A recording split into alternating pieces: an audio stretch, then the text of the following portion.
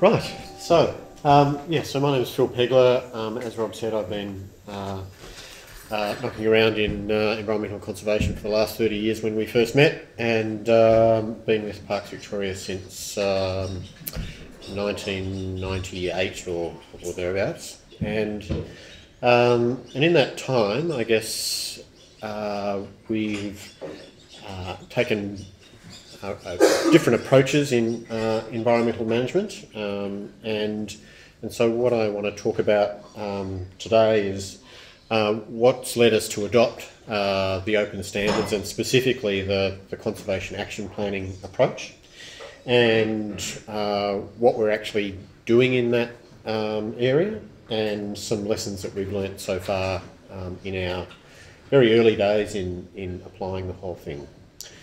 So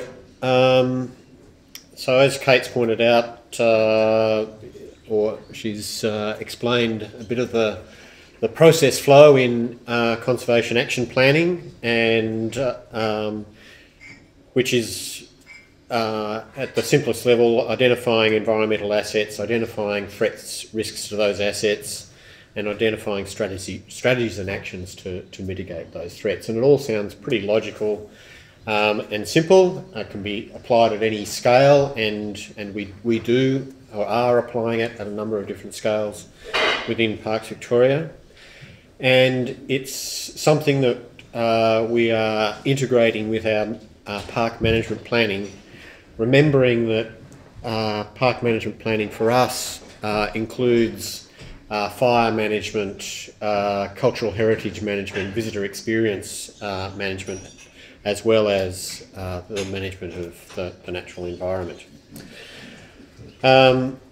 We need to integrate this process with other organisational processes around operational planning and budgeting, etc., etc. And we've adopted the approach because it provides us with a framework for monitoring and evaluation as well.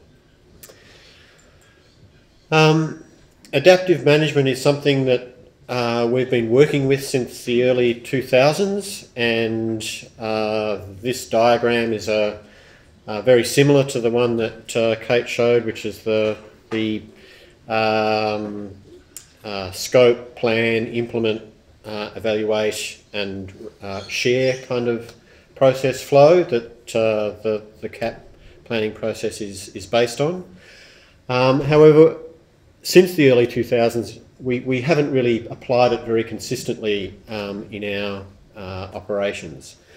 We have applied it in our State of the Parks evaluation process, which is basically a statewide effectiveness evaluation for across the whole parks network that we do every 3 years. So we're looking at a sample of parks across the whole estate, looking in detail at what we've done and the extent to which we've met our management objectives. We apply it. We apply the approach in large, well-resourced projects. So, for example, where we've got significant funds out of which we can afford to do the appropriate level of monitoring, such as the management of peatlands in the Alps, for example, or our total grazing management program in the northwest in the Mallee, where we have a program that has a budget and labour resource equivalent to about $900,000 a year for controlling rabbits and kangaroos and goats, etc. And when we're allocating that level of resources, we simply must be able to evaluate our effectiveness of that scale of program. We also apply it in projects where we're experimenting at the management scale. So a while back we had a Fox adaptive experimental management program where we were varying the temporal and spatial scale of baiting to see, you know, what baiting regime would actually be the most effective to control foxes and to increase the outcomes for the target species. And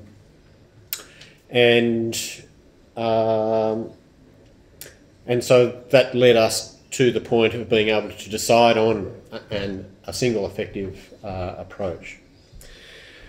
But we haven't applied it consistently across the parks network. And so some of the other drivers for adopting the approach is that we needed to revise our whole management planning approach. So under the National Parks Act, we are obligated to develop management plans for our national parks. We have a growing number of national parks, and we've got, you know, more than 100. And given that we need to renew them every 10 years, it's an enormous load on our resources to do that cycle.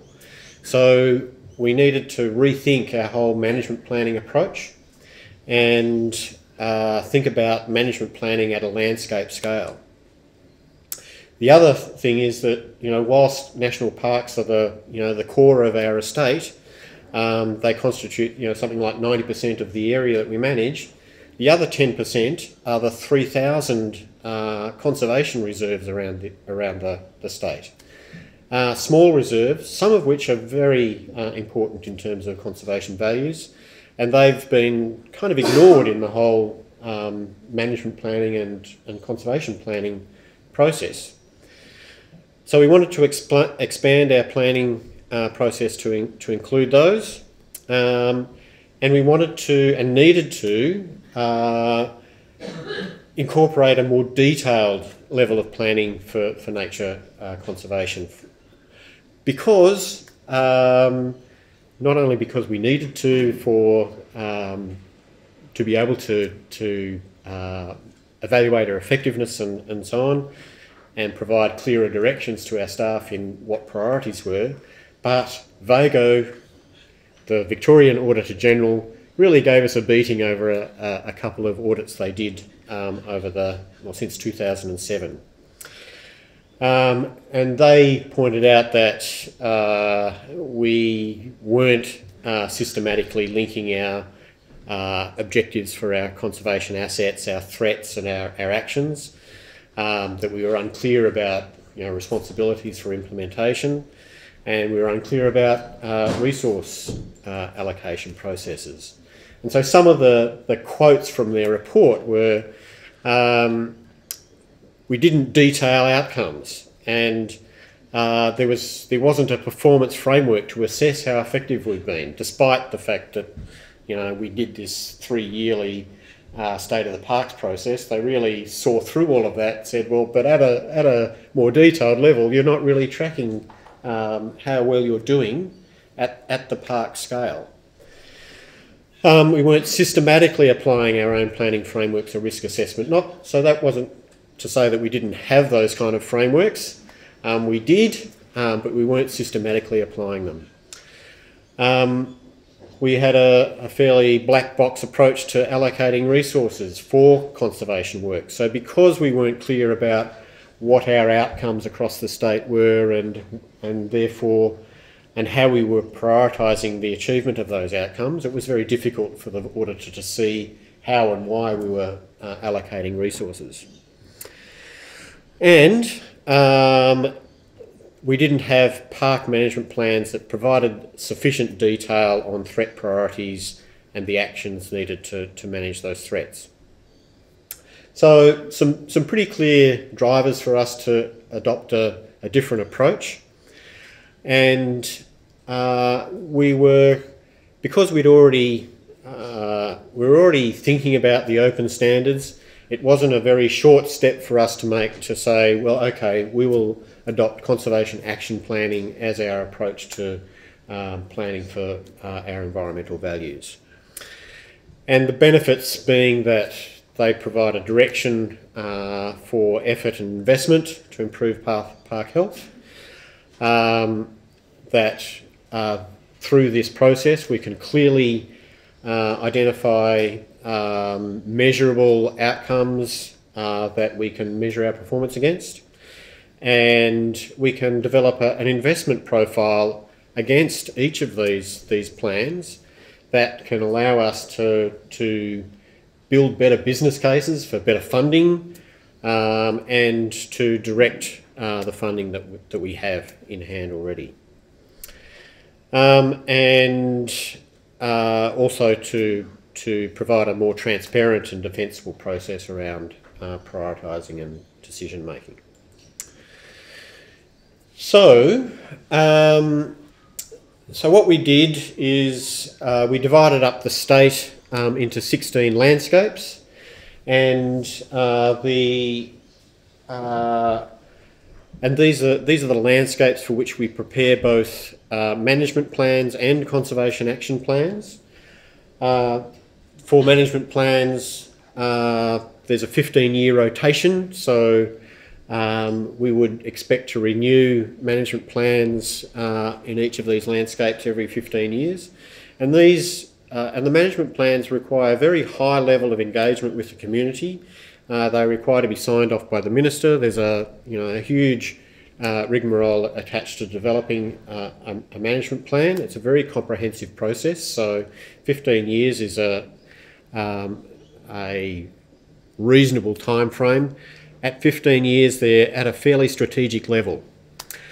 We're developing conservation action plans that we intend to have a life of 5 years, so they can afford to be a lot more specific and directive about what we're hoping to achieve. The program that I'm leading at the moment has an aim to finish developing conservation action planning for each of these 16 landscapes over the next, by 2020.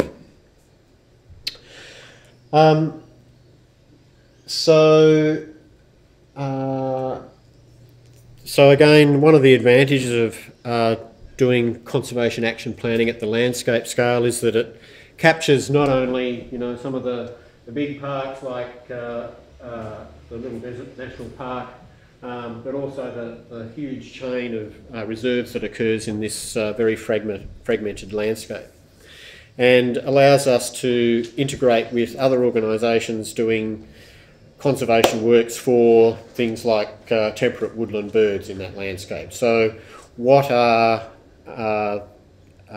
is our contribution to the conservation of temperate woodland birds in the Wimmera landscape?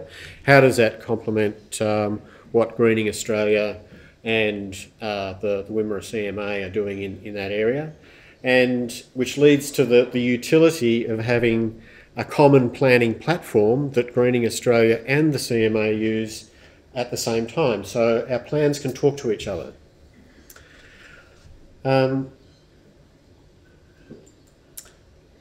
So again, we are actually in our early days in the adoption of this. Things are actually taking a fair bit longer than I thought they would. So we've actually published one plan. It's probably the easiest plan that we could do, which is at Wilson's Prom. So it's a very compact little landscape, and the intention, and so with the other plans that we've got in the pipeline at the moment are for the Wimmera, the Grampians, Western Plains and Wetlands, the Otways, and we're commencing plans for the Valley and Gippsland Plains shortly.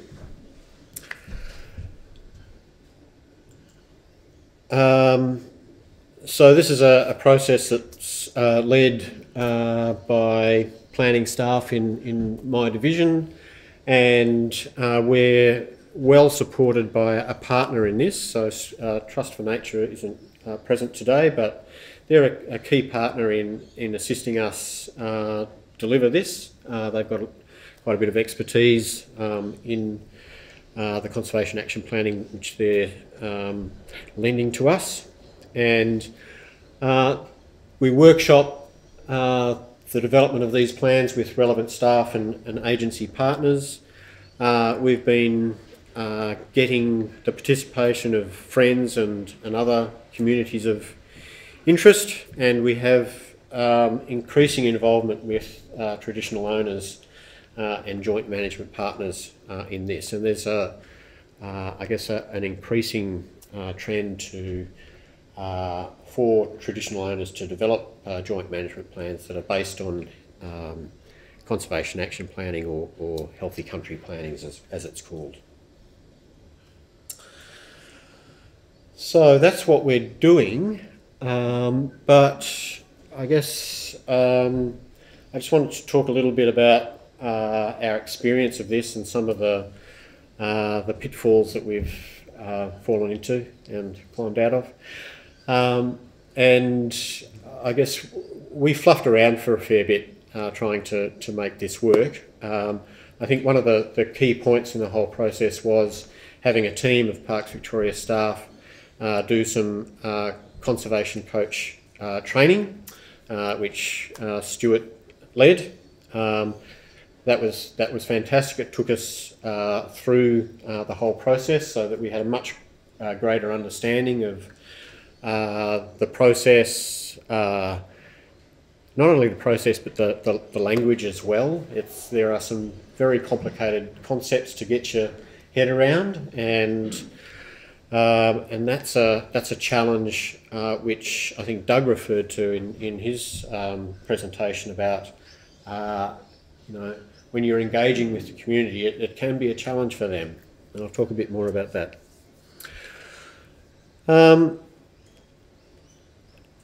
So the other thing about the planning process is, who are you aiming the plan for? So there's, I guess the process is geared towards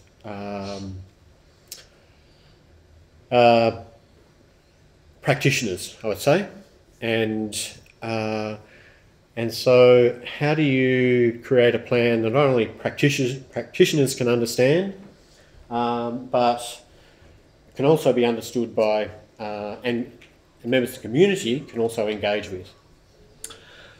What level of detail do you want in this plan? So what level of detail can you afford to have in the plan? So at the moment we're doing a lot of plans at the landscape scale. We're doing a couple at the park scale as well.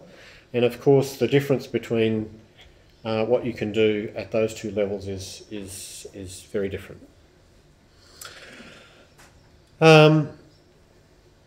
There's, as Kate pointed out, there's the conservation action planning process that leads you towards developing a monitoring and evaluation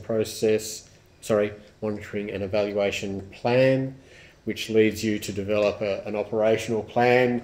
All this is there's a lot of planning involved. There is a fair amount of time and investment in this, and so people have to be convinced that it is a worthwhile investment. There is the question of how all of that integrates with other organisational processes. So for us, some of it, we can adopt some of it, but there are other organisational processes that we just need to sort of plug it into. So for example, the Miradi tool is a woe-to-go process for planning right through to implementation and reporting. And I guess we've got our own project planning and budgeting processes that we can't just do something different in the environmental stream of the organisation. We've got to conform to the larger processes. And I guess the other thing to be clear about is what are the timeframes that you're dealing with. So, and this has come up quite often in our processes. So, when you're setting objectives, over what time frame do you think you can see difference occurring? And that's going to affect what and how you monitor and measure effectiveness. And I'll talk a bit more about that later on as well. I want to talk a little bit about stakeholder and community engagement. And going back to that point that, you know, can you do too much consultation, and how much burden can communities bear in terms of getting them engaged in a planning process? And I've run risk assessment processes for plans where I've had 50 people on the first day and 15 people on the next. And, you know, the level of detail that people feel that they can deal with, that they can contribute to. It's very important to consider this in designing your consultation and engagement processes around the planning. And which relates a little bit to the second point about having the right people in the room. If you're having workshops then, and you're looking at questions like, you know, what are the assets or targets that for your particular planning area? What are your key ecological attributes? What are the indicators? What are their viability? Already you can see that, you know, there's complexity of terms and language that some people are going to get find difficult to get their heads around. Not only that, but actually being able to contribute meaningfully to a discussion about that. So you don't want people to feel inadequate in this process. And so how do you develop a process so people can contribute what they can contribute, and at the level that, you know, their own capability. And so I guess, oh, really? I thought I had plenty of time. All right, so the other area of critical interest to this group, I think, is the monitoring outcomes. So this is the crux of the whole thing. So key ecological attributes are those elements or attributes of the environment that are critical to the persistence of a particular asset. And having them identified earlier in the planning process means that you're better able to identify what your outcomes are, you're better able to identify what the threats to those outcomes are. The whole thing builds off that. And identifying some, you know, even interim indicators that might be associated with those KAs is very important. And being able to identify what the desired status of those things within a time frame might be. So the time frame within which you might see change in a grassland is completely different from the time frame within you might see change for a rainforest, for example. So if your key ecological attribute around age class distribution of a rainforest, for example, is off, in 15 years, what are you going to see versus what are you going to see in terms of the change in composition, for example, in a grassland?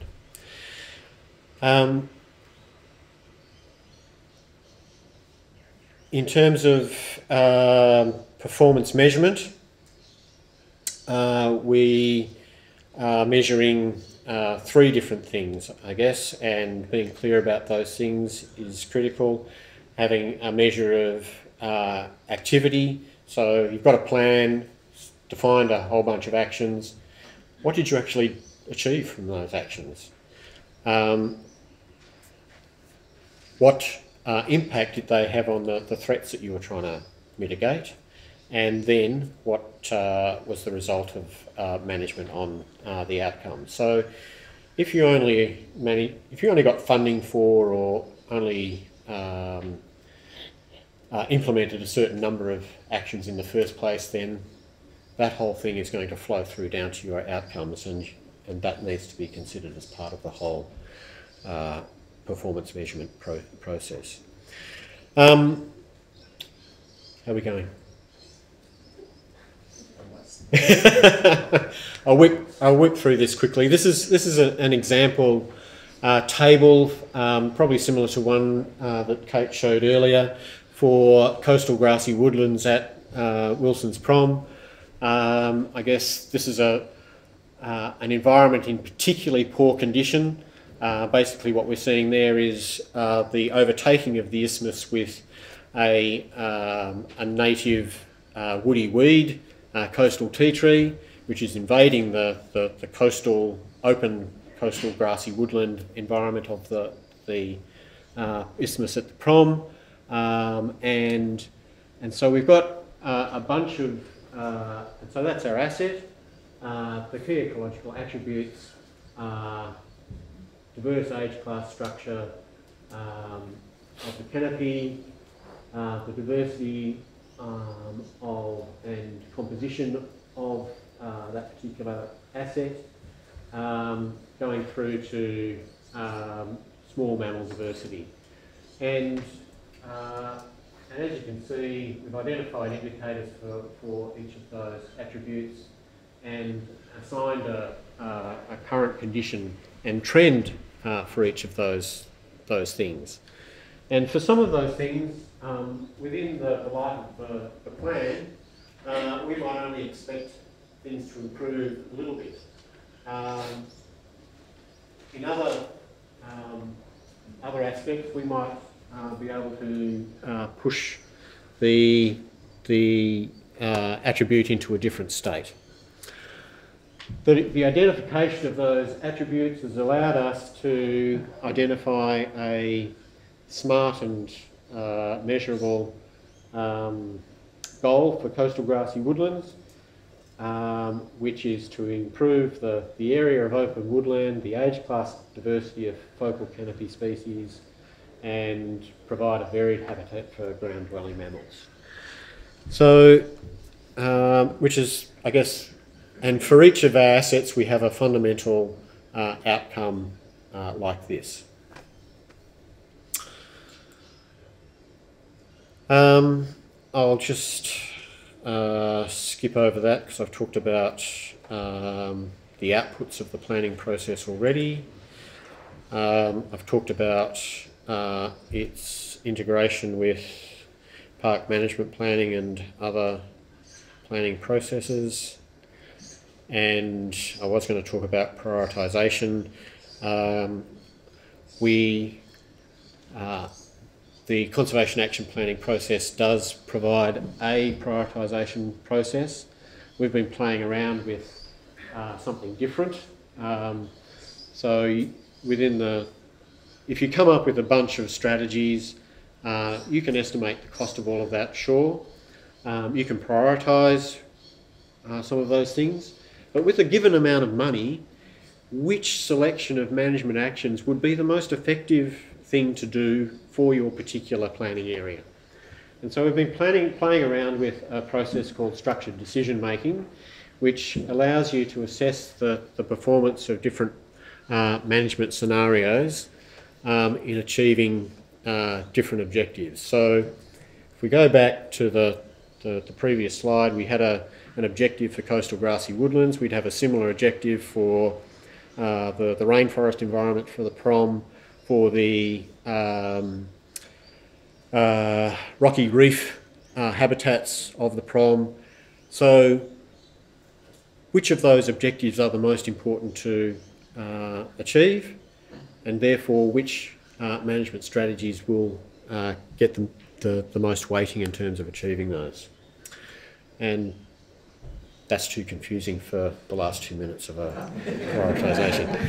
We have also developed a template for a plan poster, which basically sets out, what's the plan area, what are the special things in the plan area, what are the conservation objectives that we're hoping to achieve in 15 years, what are the thread objectives that we're hoping to achieve by 2021, and what are the key strategies that we would like to achieve. And it's a really good communication tool, we find, and I've put a copy of that up on the wall over in the back corner if you want to have a look at it at lunchtime.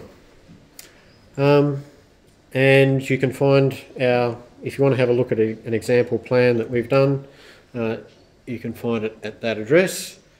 And thank you.